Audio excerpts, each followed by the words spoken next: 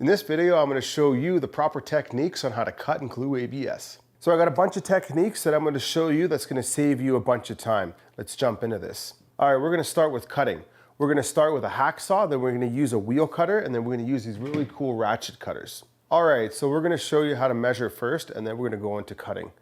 I'm just going to show you how to measure once. It's a pretty easy procedure, but there's a little bit of skill and a little trick involved. As you can see here, I'm holding my tape measure and I got my finger underneath. So let's say we're measuring a piece that's 8 inches. I'll always bring my tape measure just a few inches or just past whatever 8 inches. So we'll go 10 to 12 inches or somewhere around there. And I'll just hold my index finger right on the back of the tape measure. This holds the tape measure out. Okay, I'll hold my tape measure in the right hand, I'll hold the pipe in the left hand. Then what I'll do is I'll just grab the tape measure, put it on the end of the pipe here. With my left thumb, I'll put my thumb right on the 8, just right there, okay? Now I can take this tape measure away with my right hand, let it down. We're gonna start with the old hacksaw.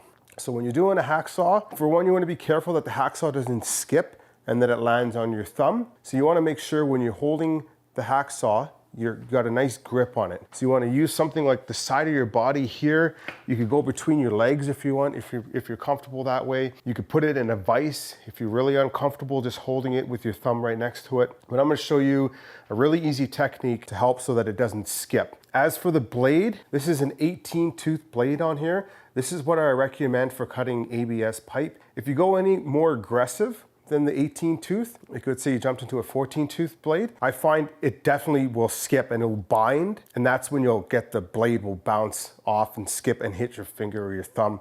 I've done it before when I started plumbing, and let me tell you, a hacksaw blade, when it goes into your skin, doesn't feel nice at all. What I'll do here is I'll start the hacksaw going backwards. And also you want your teeth to be facing forward on the hacksaw. So these teeth now are facing forward. So what I'll do is I got my 8-inch measurement here. I'll start the hacksaw backwards here. So I got a good position here. And what I'm doing is I'm just putting pressure against the pipe here against my body to kind of stabilize the pipe a little bit. So what we'll do is we'll go backwards just like this. And you can see I've somewhat scored the pipe just a little bit there. Okay. So I'll do backwards. And then when I'm going forwards, I'll just go really easy and slow. So you don't want to just start going hard at it, okay? So I'll just go really easy, slow, get the start of the pipe going, and then from here, the most important part is you're keeping pressure down as you're going up. Usually what I do when I do the hacksaw, I'll put it between my knees, but I just don't have the space here to do it. But from here, so you can see it's moving around quite a bit. But as you can see, as you get through the pipe, and there's no need to rush to do this. You want to make sure that your cut is as straight as possible. So how I do that with the hacksaw is I'm looking at this side of the blade and this side of the blade of either side of the pipe, sorry. And that's going to determine how square the blade is to the pipe. So if I just look at the one end, I end up cutting like it's a little bit crooked either way, okay?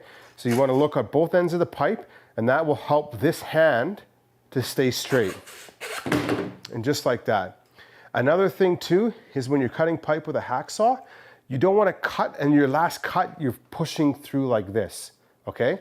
Because what will happen is your hand will go through here and the pipe will usually hit your index finger and it will slice it open. I've done it a few times.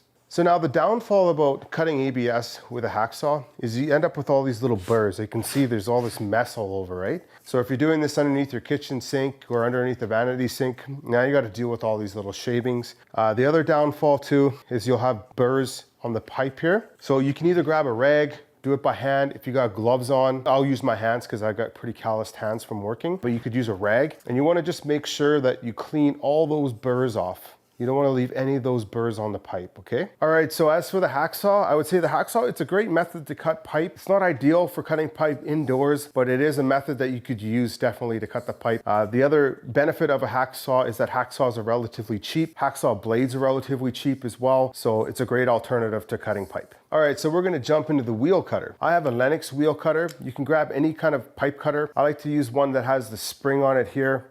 It just makes it nice and easy and quick. As you can see, you just push this little lever here and this part just jumps out just like that. Okay, first method as well is we're going to find a measurement for our ABS. I find too, when you're using a wheel cutter, it's a lot easier to be using the wheel cutter if you're able just to hold the pipe in your hands. If the pipe is already sticking in the wall and you got to use a wheel cutter, I find it's a little difficult, not really practical for that type of job. So what we'll do here is we'll say we need a piece of pipe that is now 4 inches long. So we'll grab our measuring tape. Like I said before, we pull it out, hold it with our index finger, put the end of the tape measure onto there, grab our thumb, put it right on the 4, okay? We grab our wheel cutters, we open it up. If yours doesn't have that spring, you can just open it up by hand. Now what I do is I put the pipe inside of the wheel cutter. The first thing that I'm doing now is I'm putting pressure against this part of the wheel cutter, okay? Right here. So I'm pushing down and I'm pulling back at the same time. Now, the reason why you want to be doing that is because you want to have control of both the wheel cutter and the pipe. If you don't and you just start screwing, everything's just going to be moving around on you, okay? So you want to make sure everything is nice and tight. Now from here, what I'll do is if you got the turning style, you just turn until you're onto the pipe. In this case, I have a little spring, so I can just push it down. So what I'll do with the spring is I'll just go right before it, and then I will start to tighten the wheel right where my thumb was. This is exactly 4 inches. So the first revolution around the pipe is the most important because that is where the wheel is going to start to track. It'll track on that same revolution around it. What I do is I use the wheel cutter forward usually for the first movement. So I'll go forward here and you can see there's a line there all the way around. Nice even line. From here, I'll go 1 forward and then I'll start going backwards. So the reason why I go backwards is because I can make cuts a lot quicker. So all I do is I hold this part. If you have this kind of a style, I'll hold this part here. And then as I'm going backwards, when I'm turning backwards, it's tightening at the same time, the wheel. See?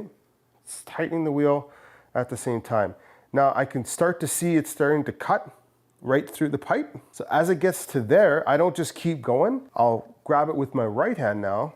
I'll hold the bottom of my pipe cutters and then I'll actually just turn the pipe and I try to grab this pipe here. So I turn this pipe and I'm just holding this pipe so it doesn't fall, just like this, right? So now we've got a nice even cut. You do it just like that, you'll have no problems and you'll look like a professional. All right, we're going to jump into the ratchet cutter. The ratchet cutter is by far both our favorite tool that we like to use to cut ABS. The downside about the ratchet cutter is that it's a little bit more expensive, but just like anything else, you get what you pay for. The more money you spend, usually the higher quality and the better tool that you have. All right, so we're going to do a 2-inch piece here. We're just going to measure 2 inches, same technique that I've always done before. We're going to go right on 2 inches here. We grab our ratchet cutters. To open the ratchet cutters, you just slide this handle. See how nice and slick this is. This tool is really easy to do. There is a pinch point here where you want to keep your fingers away from as soon as you start to ratchet. And so what we'll do is we'll just start ratcheting right next to my finger here. Now what I like to do when I'm using these ratchet cutters is I like just to make sure that it's square when it starts to cut so that it's not starting at an angle because it won't correct itself. So as long as you make sure that you're square, usually by doing that, you just want to apply a decent amount of pressure to both sides of where the cutter goes. So you're not just pushing one side down like that or one side down like this. You can see the little bit of movement that's happening there. Just allow it to sit evenly in there. And then from there, all you're doing is you're just cutting right through the pipe. See how effortless and easy this is? And look, there's no mess as well. Just like that. You can see nice straight that piece is perfect. All right, so now that we've discussed 3 different methods of cutting the pipe, let's talk fitting allowance so we can get our proper measurement. So what we mean by fitting allowance is this part of the fitting right here. 1.5 inches is going to be 1.5 inch fitting allowance. 2 inch is going to be 1.5 inch fitting allowance as well. So from there, all that we're going to do is we're going to measure from, let's say we got a distance from here. We're going to go like this. And we're just doing this just to show you. Let's say you got to go, this offset's got to run from here to right here. All right, so what you're going to want to do is you want to measure from face to face. So let's say we got a face-to-face measurement that is 4.5 inches long. 4.5 plus 1.5 inches is 6 inches long. So from there, we'll cut our piece of pipe at 6 inches long. We're going to use our favorite ratchet cutters this time. And we're going to use the end that is nicely cleaned. This one is not too bad. So I don't, actually, you know what? I don't like that end. We're gonna clean this off. And we're gonna use this end here. So we're gonna do a full measurement here. So we'll go 6 inches here, pull this back. I'm gonna move a little quicker. I'm gonna kind of show you how we would do it on site. Find my measurement, cut, cut, cut, cut, cut, cut. Pull these off here. That's our measurement. Now to properly glue, it's a very simple procedure, but this is a very important procedure. For one, you want to have a glue pot with ABS glue. You could also, if you're buying at the hardware stores, they have these small little cans with a little round brush on them. Those are fine too. Anything just to apply the glue evenly all around the pipe and the fittings. So the first thing you want to do is when you're taking your glue pot out and see how it's dripping like this? You don't want that to happen, okay? You'll end up with glue everywhere. So what you do is you just take your glue brush out, whatever style you have, and just gently take off all the excess glue so that now you can hold this up and it's not dripping, okay? So from here, what you want to do is you want to line the inside of the pipe. I just pretend like I'm a painter and I'm painting the inside of the pipe, a nice even layer all the way around. Don't be afraid to do a few revolutions around just like I'm doing here, because all that's going to do is help soften the plastic where I'm rubbing the glue into. From here, what I'll do is I know that my fitting allowance is 3/4 of an inch on this side here. So I'll try just to do a 3/4 inch of glue on the pipe, just like this. See? This is roughly 3/4 of an inch.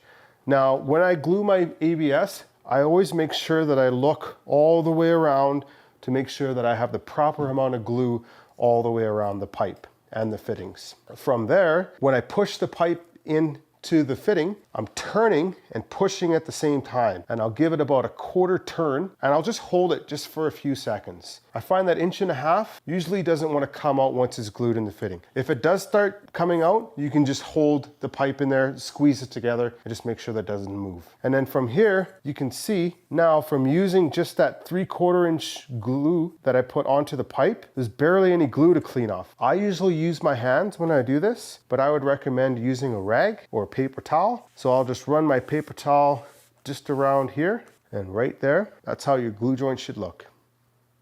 All right, so now that you're pro at cutting and gluing ABS, if you have any questions, please let us know.